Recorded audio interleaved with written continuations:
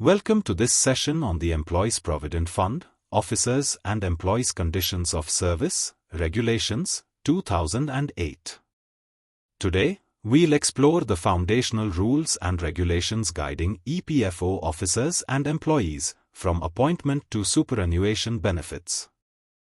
The EPF Conditions of Service regulations address important provisions, including the oath of allegiance, the authority for making appointments, probation conditions, and procedures for resignation and termination of services. These regulations provide a clear framework for employee conduct and organizational accountability. Every employee shall be required to take an oath or solemnly affirm his allegiance to the Constitution of India at the time of his appointment to the service of the organization. Every employee shall make a declaration at the time of appointment that they have read and understood the EPF, Officers and Employees Conditions of Service, Regulations, 2008 and subscribe and agree to be bound by the said regulations. The appointing authority is a designated authority with the power to make appointments within specific grades in EPFO. This authority ensures that appointments are handled responsibly and are in line with service regulations.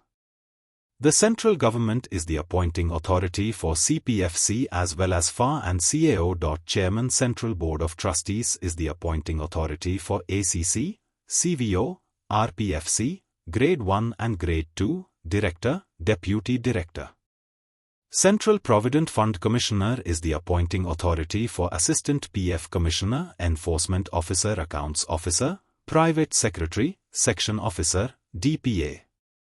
Additional Central PF Commissioner is the appointing authority for Senior Hindi Translator, Personal Assistant, Vigilance Assistant, Junior Engineer. Probation terms vary for different types of employees. Both direct appointment and promotion shall be on probation for the period specified in recruitment rules. Extension by appointing authority can ordinarily be for 1 year. Maximum probation should not to exceed 4 years. Extension to be communicated within 8 weeks after expiry of probation period in writing. If found not fit, appointing authority can discharge the employee from the service or revert to the old post. If an employee is a direct recruit, he has to pass probationer examination within the specified period. Pay during probation is regulated as per relevant provisions contained in FR and SR. Service commences from the working day at the place intimated by appointing authority, if he reports for duty in the forenoon, otherwise next working day. Under the conditions for resignation and termination, EPFO employees have defined processes and protections. For instance, the organization must provide adequate notice or compensation. This ensures a structured approach to managing employee transitions, promoting fairness and transparency. Permanent employees require a 3-month notice for termination, while probationers require a 1-month notice. If a permanent post is abolished, services may be terminated with 3 months' notice, subject to Central Board of Trustees, CBT, approval. Employees certified as permanently incapacitated by a medical board may also be terminated with 1 month's notice and allowances. EPFO employees are liable to be transferred as per organizational needs. This transferability clause enables the organization to meet its resource demands efficiently and maintain flexibility across its workforce. Group A and B officers are required to serve anywhere in India. All other employees are required to serve anywhere in the respective regions they are appointed. Notwithstanding the above, any employee may be transferred from one region to another region or central office on administrative grounds or in public interest. Pay, benefits, and retirement for EPFO employees are based on the fundamental rules and supplementary rules applicable to central government employees in similar roles. This includes pay scales, increments, retirement age, and other allowances, which ensures parity with central government service conditions. Employees in EPFO are governed by the EPF classification, Control, and Appeal, Rules, 1971.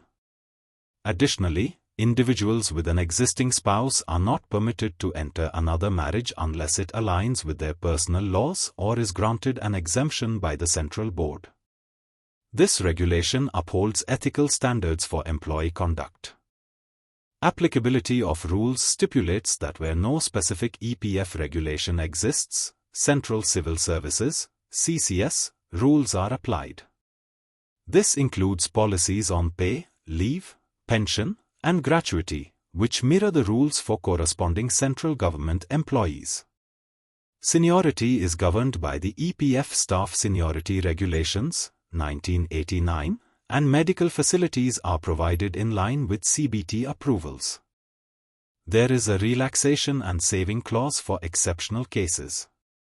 If strict adherence to a regulation causes undue hardship, the Commissioner, with CBT approval, may relax the rule to ensure fairness.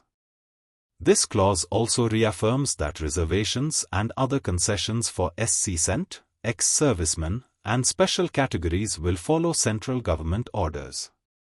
Thank you for your attention. This concludes our overview of the EPF, Officers and Employees Conditions of Service, Regulations, 2008. We hope this session has provided clarity on the structured framework governing employee conditions and benefits within EPFO.